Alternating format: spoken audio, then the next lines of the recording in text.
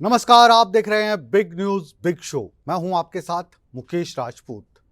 Big news big show में उन तमाम मुद्दों की बात होगी जिनका सरोकार आपसे है। हम आपको देश विदेश की तमाम उन बड़ी खबरों से रूबरू कराएंगे जो आपके जीवन पर, हमारे जीवन पर असर डाल सकती हैं या डाल रही हैं। बिग न्यूज बिग शो में बात हम वरुण गांधी की इमोशनल चिट्ठी की भी करेंगे। भारतीय जनता पार्टी के सांसद वरुण गांधी आजकल क्यों इमोशनल हो गए हैं, ये बताएंगे। वरुण गांधी को लेकर देश की राजनीति में क्या चल रहा है, इस पर भी नज़र डालेंगे और कार्यकर्ता उनसे क्या कह रहे हैं और वो कार्यकर्ताओं को पीलीभीत को लेकर क्या संदेश दे रहे हैं, ये जानने की कोशिश बिग न्यूज़ बिग शो में हम करेंगे। बिग न्यूज़ बिग शो में हम मनरेगा की बात करेंगे। हम बताएंगे कि जो मनरेगा के तहत गांवों में मजदूरी करवाई जाती है, लोकसभा चुनाव से ठीक पहले सरकार की ओर से मनरेगा मजदूरों को क्या सौगात दी गई है। केंद्र की ओर से जो मजदूरों को ये तोहफा मिला है, इस तोहफे के बाद राज्य में मनरेगा के मजदूरी में क्या लाभ होगा और मजदूरों की आय में क्या बढ़ोतरी हो सकती है। बिग न्यूज़ बिग शो में बात हम हरियाणा की करेंगे और हरियाणा के करनाल को आज हम विस्तार पूर्वक बिग न्यूज़ बिग शो में लेकर आए हैं। करनाल की लोकसभा सीट पर 25 मई को मतदान होना है और इसी ही दिन विधानसभा उपचुनाव का भी मतदान होना है। हम करनाल की बात क्यों कर रहे हैं, ये जो हरियाणा की राजनीति को समझते हैं लोग वो समझ गए होंगे, क्योंकि करनाल की ये जो दोनों सीट हैं ये हॉट सीट है। और अगर हम करनाल की बात करें, दिल्ली से चंडीगढ़ की तरफ जाएं तो ये मध्य में पड़ता है। तो लोकसभा सीट पर चुनाव लड़ रहे हैं हरियाणा के पूर्व मुख्यमंत्री मनोहर लाल खट्टर। वो पहले यहाँ से विधान सभा का चुनाव जीते थे, विधायक थे, फिर मुख्यमंत्री बने और उनकी जगह जो मुख्यमंत्री बने हैं वो सांसद थे। उन्होंने इस्तीफा दिया और अब वो विधायक का चुनाव करनाल से लड़ रहे हैं। यानी पूर्व मुख्यमंत्री और मौजूदा मुख्यमंत्री दोनों ही करनाल से चुनाव लड़ेंगे। इसके अलावा बात हम हिसार की करेंगे। आज मुख्यमंत्री, पूर्व मुख्यमंत्री हिसार के दौरे पर थे। हिसार में लोकसभा का चुनाव रणजीत सिंह चौटाला लड़ रहे हैं। लेकिन आज जो हिसार में खास रहा वो क्या था, ये हम आपको बिग न्यूज़ बिग शो में बताएंगे। लोकसभा चुनाव में जो बीजेपी के उम्मीदवार हैं उनको भी वहाँ पर गुरु मंत्र दिया गया। क्या सभा की गई और इस सभा का आकर्षण क्या रहा, ये विस्तार पूर्वक आज हम आपको दिखाएंगे। लेकिन सबसे पहले हम बात करने जा रहे हैं देश की राजधानी दिल्ली की। और दिल्ली में आजकल राजनीति काफ़ी गर्म है, लोकसभा चुनावों को लेकर भी और आम आदमी पार्टी को लेकर भी। अरविंद केजरीवाल दिल्ली के मुख्यमंत्री कथित शराब घोटाले में ईडी की हिरासत में हैं। ईडी की हिरासत से बाहर निकलने के लिए वो और उनकी लीगल टीम लगातार कोशिश कर रही है।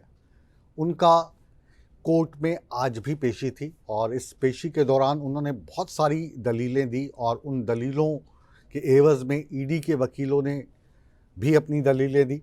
लेकिन नतीजा निकला कि अरविंद केजरीवाल की जो ईडी की हिरासत है, जो उनका रिमांड है, उसको बढ़ा दिया गया है अगले 4 दिन के लिए। क्या रहा आज पूरे दिन केजरीवाल का अपडेट, देखिए हमारी इस रिपोर्ट में।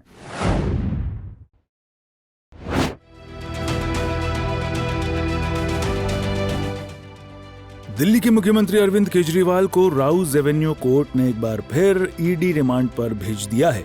यानी केजरीवाल को अभी कोई राहत नहीं मिलने वाली है। केजरीवाल की 4 दिन की रिमांड बढ़ाई गई। 1 अप्रैल तक केजरीवाल की रिमांड बढ़ी। ईडी 1 अप्रैल को सुबह 11:30 बजे पेश करेगी। कोर्ट में रिमांड अर्जी पर सुनवाई के दौरान कई अहम बातें दोनों पक्षों की तरफ से रखी गईं। केजरीवाल ने कोर्ट में कहा कि हम ईडी अधिकारियों को धन्यवाद देना चाहते हैं जो सहयोग कर रहे हैं। ये मामला 2.5 साल से चल रहा है। अब तक 4 बयानों में मेरा नाम आया है। जांच का उद्देश्य पैसा वसूलना, आपको कुचलना है। केजरीवाल ने कहा कि बॉन्ड की कॉपी कोर्ट को दें। जब तक ईडी मुझे अपनी हिरासत में रखना चाहती है, मैं जांच के लिए तैयार हूं। वहीं ईडी ने सुनवाई के दौरान कहा कि हम मामले के बारे में पूरी जानकारी हासिल करना चाहते हैं। वो जानबूझकर जानकारी और अपना ITR साझा नहीं कर रहे हैं। वो सवालों के सीधे सीधे जवाब नहीं दे रहे हैं। उनका एक अन्य आरोपी से आमना सामना करवाना है। जो डिजिटल डेटा मिला है उसको भी एग्जामिन किया जा रहा है। चलिए एक बार फिर आपको समझाते हैं कि नई शराब नीति क्या थी। दरअसल 22 मार्च 2021 को मनीष सिसोदिया ने नई शराब नीति का ऐलान किया था। 17 नवंबर 2021 को नई शराब नीति यानी एक्साइज पॉलिसी 2021-22 लागू कर दी गई। नई शराब नीति आने के बाद सरकार शराब के कारोबार से बाहर आ गई और पूरी शराब की दुकानें निजी हाथों में चली गईं। नई नीति लाने के पीछे सरकार का तर्क था कि इससे माफिया राज खत्म होगा और सरकार के रेवेन्यू में बढ़ोतरी होगी। हालांकि नई नीति शुरू से ही विवादों में रही। जब बवाल ज्यादा बढ़ गया तब 28 जुलाई 2022 को सरकार ने नई शराब नीति रद्द कर फिर पुरानी पॉलिसी लागू कर दी। इस बीच दिल्ली के मुख्यमंत्री अरविंद केजरीवाल को सीएम पद से हटाने की मांग को लेकर दायर जनहित याचिका को दिल्ली हाई कोर्ट ने खारिज कर दिया है। काबिले गौर है कि दिल्ली के मुख्यमंत्री अरविंद केजरीवाल को ईडी ने लगभग 2 घंटे की पूछताछ के बाद 21 मार्च को उनके आधिकारिक आवास से गिरफ्तार किया था। दिल्ली शराब घोटाले में उन्हें राउज एवेन्यू कोर्ट ने ईडी की हिरासत में भेज दिया था। अपनी गिरफ्तारी के बाद भी अरविंद केजरीवाल ने मुख्यमंत्री पद से इस्तीफा नहीं दिया है। सूर्य समाचार के लिए दिल्ली से विनय सिंह की रिपोर्ट। लोकसभा चुनावों की घोषणा हो चुकी है और तमाम छोटी बड़ी पार्टियां लोकसभा चुनावों की तैयारी को लेकर पूरी तैयार नजर आ रही हैं। भारतीय जनता पार्टी का जो प्रचार है वो ताबड़तोड़ चल रहा है। अधिकतर राज्यों में भारतीय जनता पार्टी सत्ता में है, केंद्र में सत्ता में है, इसलिए नए नए दफ्तर खोले जा रहे हैं, उनका लोकार्पण हो रहा है।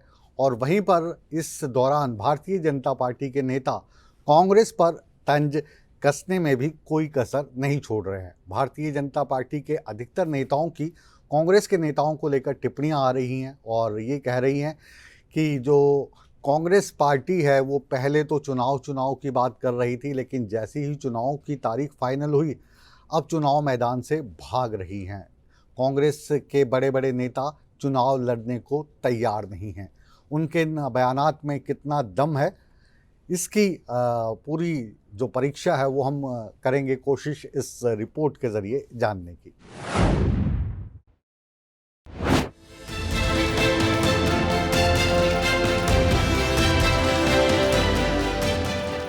हरियाणा के मुख्यमंत्री नायब सिंह हिसार पहुंचे और उन्होंने यहां हिसार लोकसभा से बीजेपी प्रत्याशी रणजीत सिंह के चुनाव कार्यालय का उद्घाटन किया।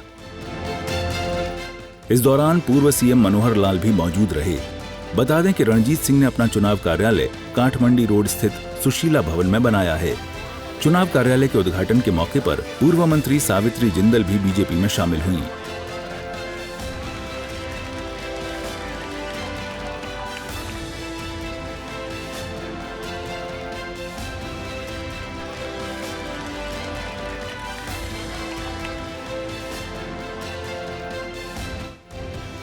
सावित्री जिंदल 10 सालों तक हिसार निर्वाचन क्षेत्र से विधायक रही हैं। वे हरियाणा सरकार में मंत्री भी रह चुकी हैं।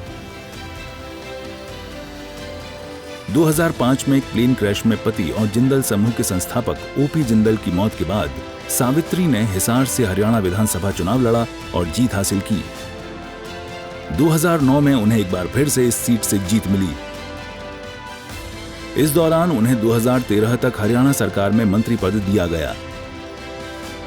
हालांकि 2014 हरियाणा विधानसभा चुनाव में उन्हें हार मिली थी। भारत की सबसे अमीर महिलाओं में सावित्री जिंदल का नाम शुमार है। दुनिया के टॉप अरबपतियों में सावित्री जिंदल 56वें स्थान पर हैं। इस मौके पर मुख्यमंत्री नायब सिंह ने संबोधित भी किया। उन्होंने पूर्व मुख्यमंत्री मनोहर लाल की तारीफ की और इस बात का जिक्र किया कि मनोहर लाल के नेतृत्व में हरियाणा में विकास हुआ है। नरेंद्र मोदी जी की सोच है और जो हमारे भारतीय जनता पार्टी के राष्ट्रीय अध्यक्ष आदरणीय जगत प्रकाश नड्डा जी की सोच है और हरियाणा के हमारे पूर्व मुख्यमंत्री आदरणीय मनोहर लाल जी की सोच है कि जो ये भारत आज इन 10 वर्षों के अंदर एक नया भारत बना है। मजबूती से ये विकास की गाथा भारत की बड़ी तेजी से आगे बढ़ी है।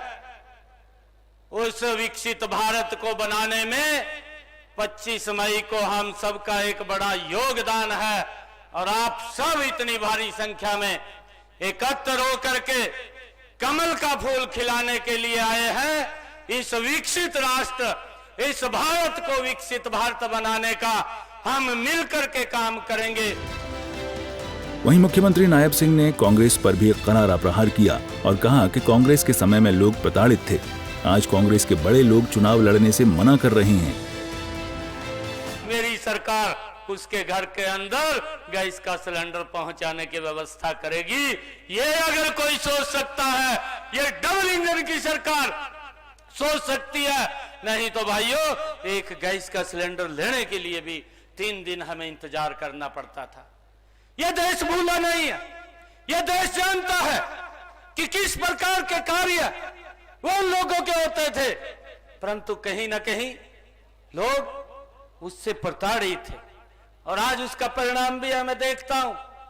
आज कांग्रेस के जो बड़े नेता हैं आज चुनाव लड़ने से बच रहे हैं कि भाई मुझे न लड़ाया जाए, किसी और को लड़ाया जाए। इस बात को लेकर के आज कांग्रेस के अंदर एक बड़ा मंथन अंदर चल रहा है और वो चुनाव लड़ने के लिए भी तैयार नहीं है भाइयों। पूर्व मुख्यमंत्री मनोहर लाल ने मंच से दावा करते हुए कहा कि हरियाणा में 10 की 10 सीटें बीजेपी जीतेगी और देश में पहली बार बीजेपी 400 पार करेगी। वहीं जहां हरियाणा की बात है, हरियाणा में हमने पहले भी 10 की 10 सीटें ये मोदी जी की झोली में डाली थी। अब जब लक्ष्य रखने की बात आती है तो लक्ष्य तो जितना मैक्सिमम लिमिट होती है वहीं तक जा सकते हैं। हरियाणा की मैक्सिमम लिमिट कितनी है? 10 पहले हैं और आगे भी 10 के 10 हमारे जो प्रत्याशी बने हैं उसमें आप लोगों की जानकारी है कि नहीं है। चौधरी रणजीत सिंह जी के साथ मैं भी कमल की कली को लेकर के, मोदी जी ने मुझे पकड़ाई है, वो कमल की कली को लेकर के हमारे चौधरी रणजीत सिंह जी तो हिसार लोकसभा सीट और करनाल से मैं स्वयं जनता से निवेदन करने वाले हैं कि इस कमल की कली को खिला करके, कमल का फूल बना करके और हम जो है मोदी जी की झोली में जाकर के डालेंगे, उनको समर्पण करेंगे। और देश में ये जो 400 पार की बात कही जा रही है, पहली बार 400 पार जाएगा। बहरहाल हिसार लोकसभा में बीजेपी के चुनाव कार्यालय का उद्घाटन करने के साथ ही लोकसभा उम्मीदवार रणजीत सिंह के चुनावी अभियान का आगाज हो गया है। हिसार लोकसभा सीट पर फिलहाल बीजेपी के अलावा किसी दूसरी पार्टी के प्रत्याशी का ऐलान नहीं हुआ है। हिसार हरियाणा की 10 लोकसभा सीटों में सबसे हॉट सीट है। इस सीट पर कभी भजनलाल परिवार का कब्जा रहा तो कभी चौटाला परिवार का कब्जा रहा है।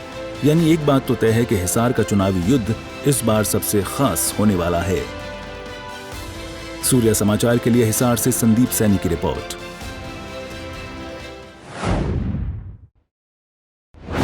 और जो हम शुरू में कह रहे थे, अब हम बात करेंगे हरियाणा की और ख़ास तौर से करनाल की।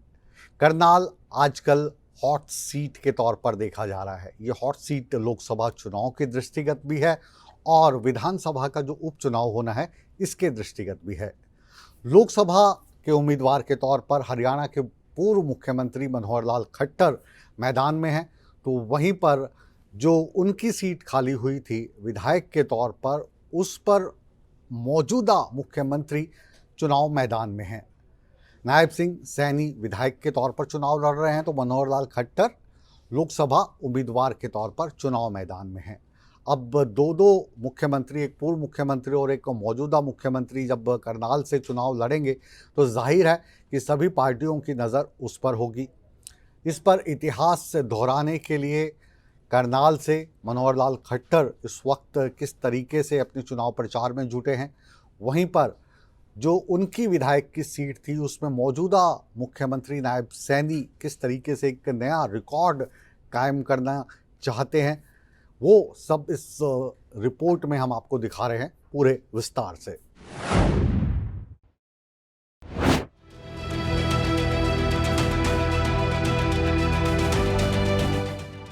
हरियाणा के करनाल शहर की पहचान महाभारत काल से भी पुरानी बताई जाती है। महाभारत के राजा कर्ण ने इस शहर को बनाया था। करनाल सीट का राजनीति से भी बड़ा ही नाता रहा है। हरियाणा में जीटी रोड को सत्ता का रास्ता माना जाता है और इस जीटी रोड के सेंटर पर करनाल लोकसभा सीट आती है, तो इस सीट की महत्वता और बढ़ जाती है। करनाल लोकसभा सीट 2024 के लोकसभा चुनाव में सबसे हॉट सीट मानी जा रही है।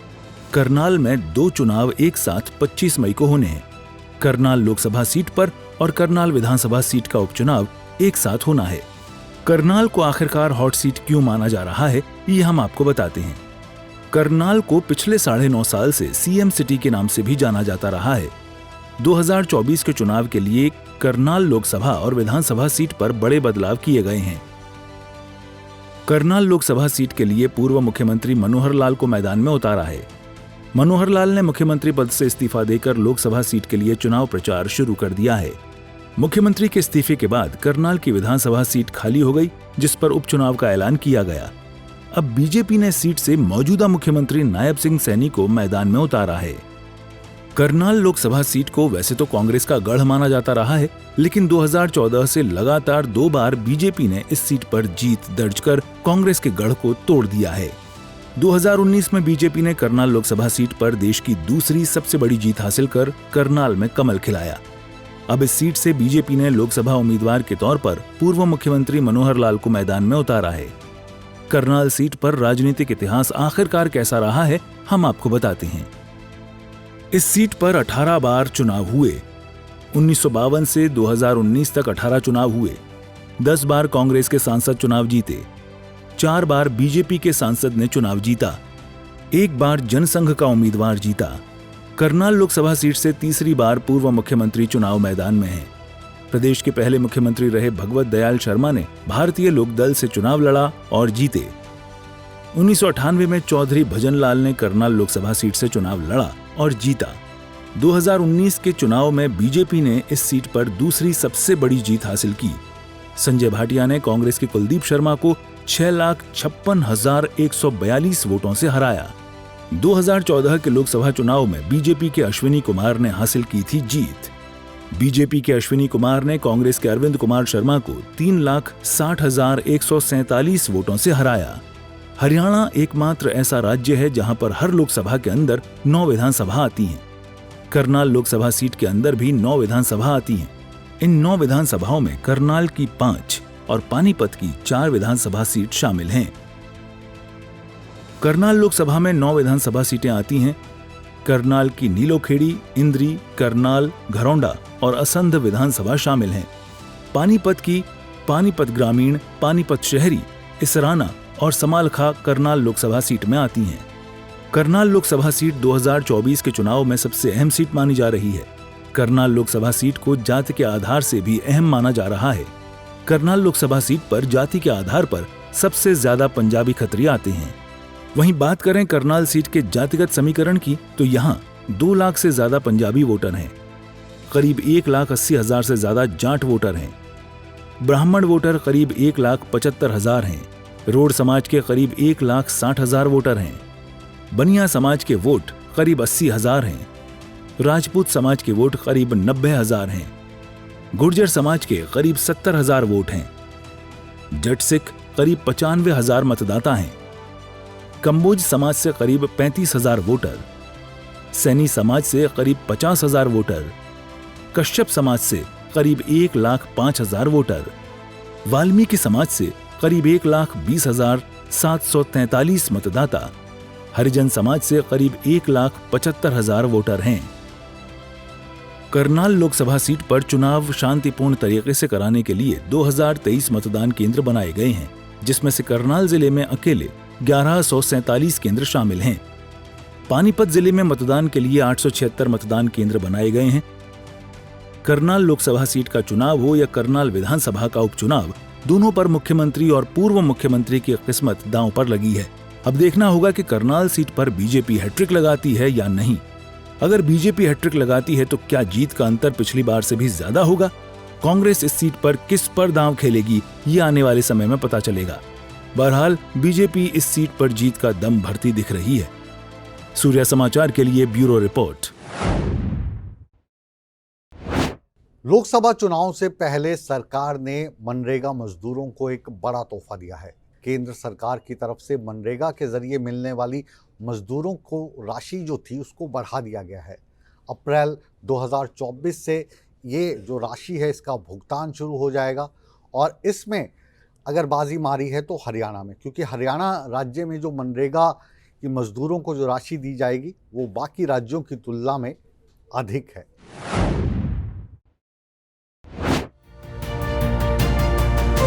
केंद्र सरकार ने मनरेगा के तहत काम करने वाले मजदूरों को बड़ा तोहफा दिया है। ग्रामीण विकास मंत्रालय ने इस बारे में एक अधिसूचना जारी की है। नोटिफिकेशन के मुताबिक सरकार ने मनरेगा मजदूरी दर में 3 से 10% तक का इजाफा किया है। लोकसभा चुनाव से पहले बढ़ाई गई मजदूरी दर वित्तीय वर्ष 2024-25 के लिए है। मनरेगा मजदूरों के लिए नई वेतन दरें 1 अप्रैल 2024 से लागू होंगी। सबसे ज्यादा मजदूरी 374 रुपए हरियाणा में मिलेगी। हिमाचल प्रदेश के अनुसूचित क्षेत्रों के लिए 295 रुपए तो गैर अनुसूचित क्षेत्रों के लिए 236 रुपए मजदूरी तय की गई है। गोवा में मनरेगा की मजदूरी दरों में 10.6% तक का इजाफा हुआ है। उत्तर प्रदेश और उत्तराखंड में 2023-24 की तुलना में 2024-25 के लिए मजदूरी दर में सबसे कम 3% का इजाफा हुआ है। सबसे कम अरुणाचल प्रदेश और नागालैंड में 234 रुपए मजदूरी दी जाएगी। उत्तर प्रदेश और उत्तराखंड में 237 रुपए नई मजदूरी तय हुई है। बिहार, झारखंड में मनरेगा मजदूरों को 245 रुपए हर रोज दिए जाएंगे। इससे पहले 24 मार्च 2023 को भी मनरेगा की मजदूरी में बढ़ोतरी की गई थी। अब ये भी समझ लीजिए कि मनरेगा क्या है। ग्रामीण विकास मंत्रालय के जरिए मनरेगा कार्यक्रम की शुरुआत 2005 में की गई। इसकी गिनती दुनिया के सबसे बड़े रोजगार गारंटी योजनाओं के तौर पर होती है। इस योजना के तहत सरकार ने एक न्यूनतम वेतन तय किया हुआ है जिस पर ग्रामीण इलाकों के लोगों को काम पर रखा जाता है। मनरेगा के तहत करवाए जाने वाले काम अकुशल होते हैं, जिसमें गड्ढे खोदने से लेकर नाली बनाने जैसे काम शामिल हैं। योजना के तहत 1 साल में 100 दिनों के रोजगार की कानूनी गारंटी मिलती है। याद दिला दें कि 1 फरवरी 2024 को वित्त मंत्री निर्मला सीतारमण ने आम बजट पेश किया था। इस बजट में उन्होंने मनरेगा के बजट में वृद्धि का ऐलान किया था। वित्त वर्ष 2023-24 में मनरेगा का बजट लगभग 60,000 करोड़ रुपए था, जिसे वित्त वर्ष 2024-25 के लिए 86,000 करोड़ रुपए कर दिया गया। सूर्या समाचार के लिए ब्यूरो रिपोर्ट। और आइए हरियाणा के बाद अब बात करते हैं उत्तर प्रदेश की पीलीभीत लोकसभा क्षेत्र की। इसका नेतृत्व वरुण गांधी करते रहे हैं, लेकिन इस बार उनकी टिकट कट गई है। इसके चलते वरुण गांधी काफ़ी ज़्यादा इमोशनल नज़र आ रहे हैं। वरुण गांधी ने एक जनता को चिट्ठी लिखी है और उस चिट्ठी में वो काफ़ी इमोशनल नज़र आ रहे हैं। वो कह रहे हैं टिकट नहीं मिली तो ना सही, लेकिन पीलीभीत में जो उनको प्यार है, पीलीभीत की जनता का जो उनको प्यार मिला है, इसके चलते वो हमेशा पीलीभीत की जनता के साथ खड़े रहेंगे। अब इस संदेश के क्या मायने हैं? क्या वरुण गांधी भाजपा में ही बने रहेंगे या अलग अलग पार्टियों में उनके जाने के कयास लगाए जा रहे थे, तो क्या वो भाजपा का दामन छोड़ के किसी और पार्टी में जा सकते हैं? ये जानने के लिए देखिए हमारी ये खास रिपोर्ट।